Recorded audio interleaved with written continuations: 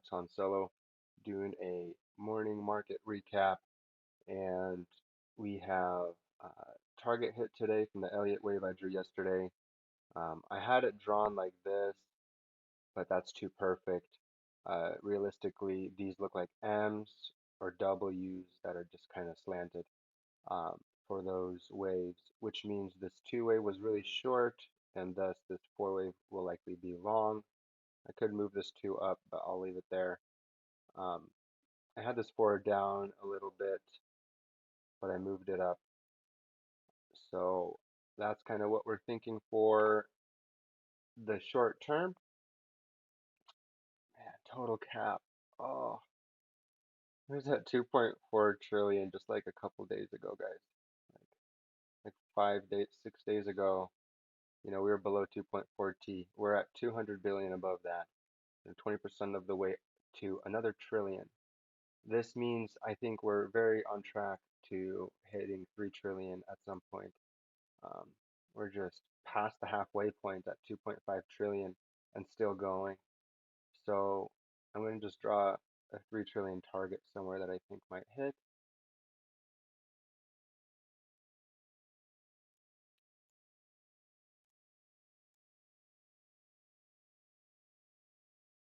Yeah, it broke up the daily fib, guys. Okay. First attempt in September. Now we just broke it. So I'm not really bearish right now, at the slightest. If this is any resemblance of an Elliott wave correction, really what we got going is this.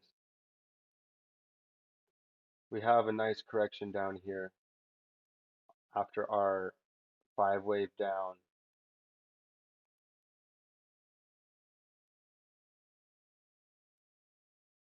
One, two, three, four, five.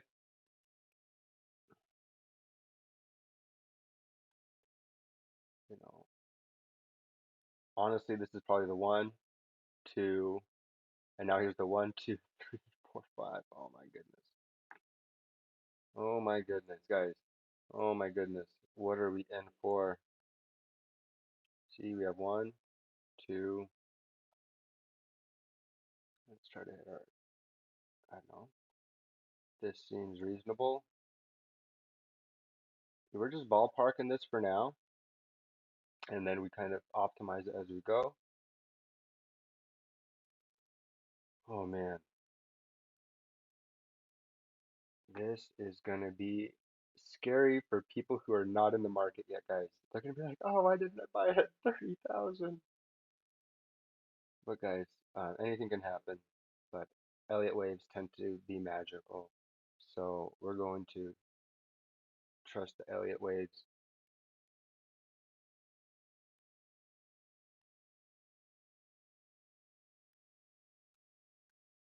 So we could have potentially had this five wave extension here.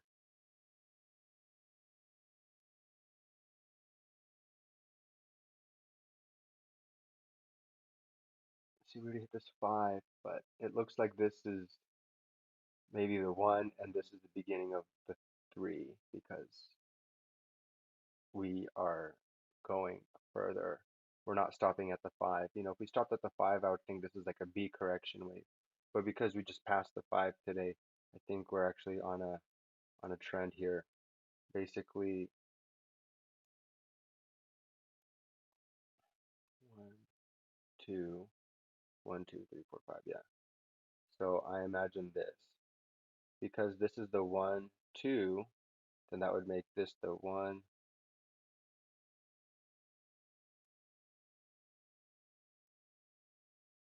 two, three, four, five. Might get close to that three up there. So that's kind of what we're thinking. Hope I'm not wrong here. Yeah, not boundless on ETH yet, but we are kind of boundless on Bitcoin.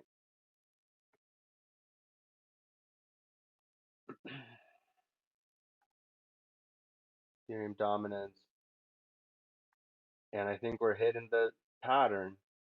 So we follow this pattern up, and here's the daily spike that's occurring. So do you see this pattern fleshing out? Bitcoin dominance, big retest here. Um, but it's a breakout really on the daily for Bitcoin dominance.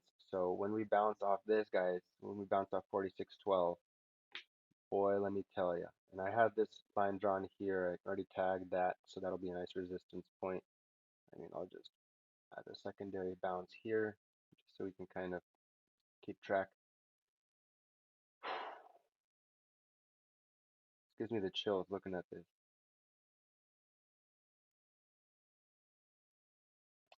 USDT. Lots of volume here. It has a lot to break through before it, so it's hopefully gonna just stay in this range really. What do we got for comp? Storage A. You know, everything's green, but not as green as Bitcoin and ETH. I've been calling Bitcoin and ETH plays for the last week or so. Um, XTZ popped, Link popped a little bit, GRT popped, Bond. What in the heck, guys? Get Bond. This is whale bait. I saw this on CTX. Oh man, I'm gonna get some Bond today, even though my entries are on 22. All my entries are on 22, 24, and now I see this. So, yeah, I think I'm gonna buy a lot more Bond. That's that's from 22 to 80. That's 4x in one day. So what we're gonna do is we're gonna draw some whale bait. Whale bait is my most reliable call. I almost never fail on whale baits.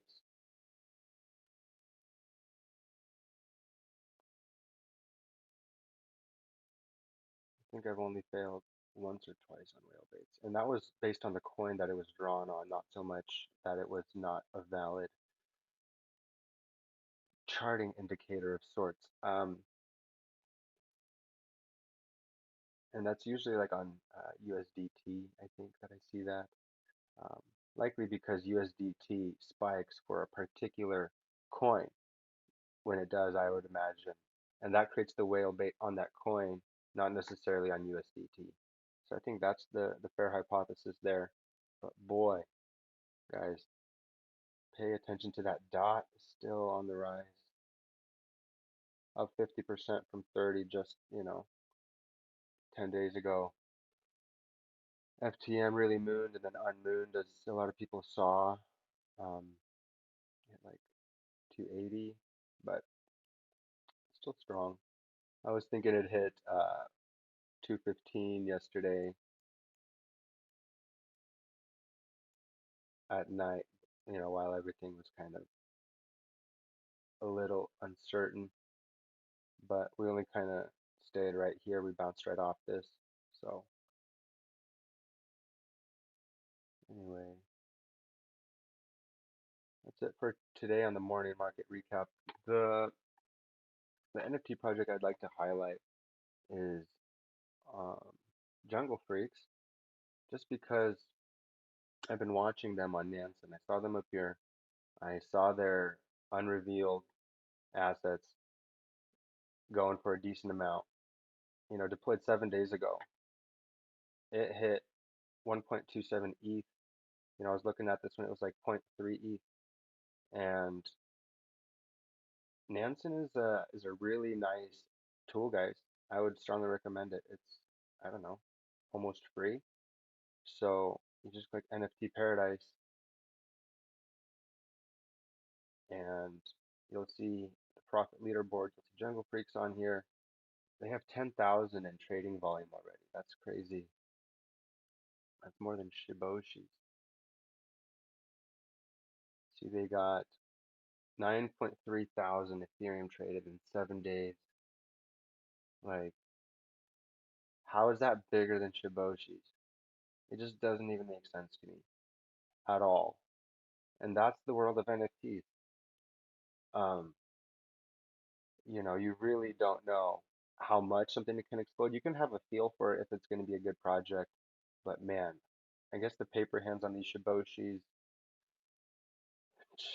keeping the floor low, but on those jungle freaks, they're experienced NFT holders. So you want to be in a community of experienced NFT holders. It seems like when everybody's going to start being like, hey, buy my NFT, buy this NFT, buy this Forbes NFT, buy this, Times NFT, and I think those will attract a lot of paper hands. So the same way the Shiboshis did. And right now we're still learning. I've been learning a lot about Axes. Now I'm learning about Shiboshis. I have, 15 or 20 different NFTs. Not too many, but it's a decent amount.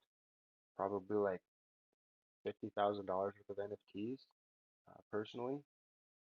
Um, not a lot compared to a lot of people, but that's a lot for me, and that's a lot in NFTs. And the funds I'm trading for a couple companies, is significantly more than that. But companies aren't buying NFTs yet, but trying to make a case for that anyway. Um, but yeah, that's where we're at. Only it's half the volume, and Shiboshi's launched, a little over a week ago as well. Um, we're gonna see, we're not even gonna see Shiboshi's on here now, unfortunately.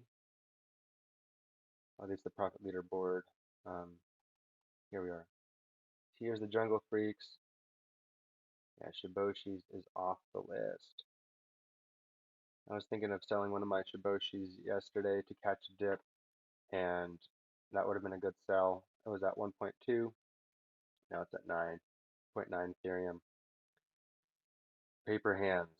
So, you know, kind of you learn like that. You try to say, you make a call, okay, I'm going to sell, and then I'm going to try to catch a dip. But, man, catching dips on NFTs is not easy, so be careful there.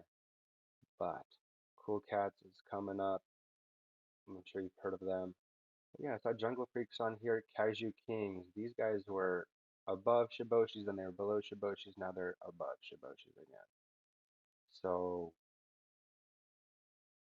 man, Party at Billionaire Club. I think these ones were minted for, this might be below the floor price. I think the mint was, maybe it was zero point 0.3 ETH, but I don't know. But you see axes up here, you see that they're a little potentially overpriced. Um, Average price, here's our floors and our averages. 2 million wallets though. So when I'm looking at NFTs, my whole thing is what's going to last? Bitcoin's lasted, and so it's staying. So out of these, which one's going to last? Is it the people? Is it the handful of people that made a lot of money? Or is it potentially the 2 million people in it on a daily basis? Um, this is the proof of concept right here. This is our benchmark. We're going to start seeing more and more of these gaming communities hitting 2 million wallets. Let's think about that. Axie Infinity has 7 billion market cap. Reddit has 10 billion for perspective. I heard that off Elio Trades yesterday. So let's have 10 of these projects. That's 70 billion. That's another trillion just from 10 NFT hot rockets. That'll get us to 5 trillion crypto. Multiply that by a year, 2, 3 years. We're at 10 trillion easy. So we only have our first video game with this amount of wallets. So when you're thinking about the timing of when we're coming into this market, it's really, really early still. Let's take a look at a couple other projects we've been looking at. Soul Yetis. I want to see how they're holding up against this Shiboshi dip because we like to compare. Oh, this dipped. Oh, and this didn't dip. Oh, Solana NFTs did dip. EFT NFTs didn't dip. Looks like Soul Yetis did as well, about 30%. So same with Shiboshi's down about 30%. Soul Yeti's about down 30%. Um, So it's really important to be able to call the market to be able to scalp NFTs. Um, I called a slight correction yesterday, and the market's up, but NFTs are down. It's hard to understand. It feels like a dip, but it's not, you know? Um, I don't know how I'm always right on both sides of the call so often, but we are seeing a pretty across the board dip so far. If you look at Scary Sharks, we're at 0.58 yesterday, lots of volume, 6.3K sold traded. Sol Yetis was 22,000. Yeah, I called a point 0.3 floor on Sharkies when I saw this apply. So that's actually a nice call I'm going to tag for my NFT project. My NFT is going to have a scary shark in it. And that's because I called a point 0.3 soul dip from I think it was point 0.8. Um, quickly out of the gate, we had so much volume. We had 4,000 listed, about 50% supply. And for this needs to get down to 2,000. This is struggling to get below 3, and that's why this is continuing to drop. Until more items delist, we need this to be about 10 to 20% for the floor to hold. And boy, I know a lot of people have bought a lot of sharks.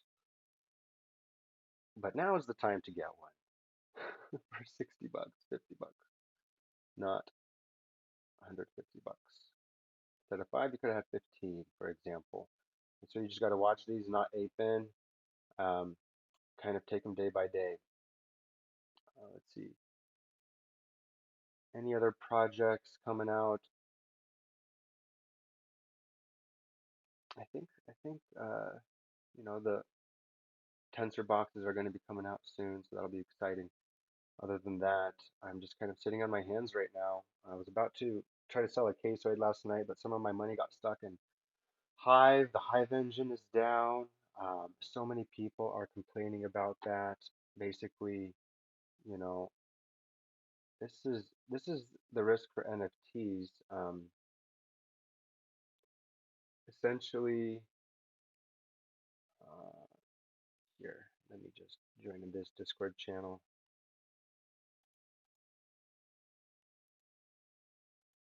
So I have to log out and log back in.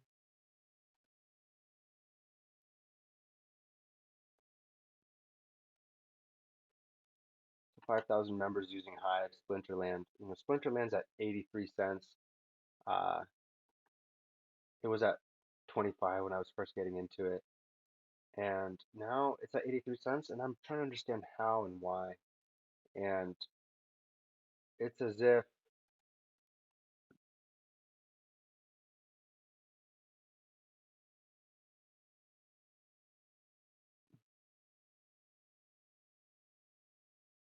I think it's because people are unable to pull their money out, so it's going up.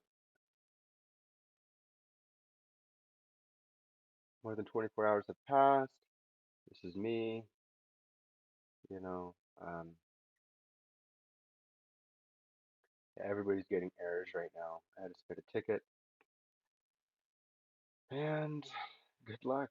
You got to be careful with which NFT projects you get into, which chains you get on. I guess Hive is still really early, but Hive is fast and not right now though. So again, be careful. Other than that, um, I think that's it for today, guys. Good luck. Stay safe. Trade at your own risk. Please like and subscribe.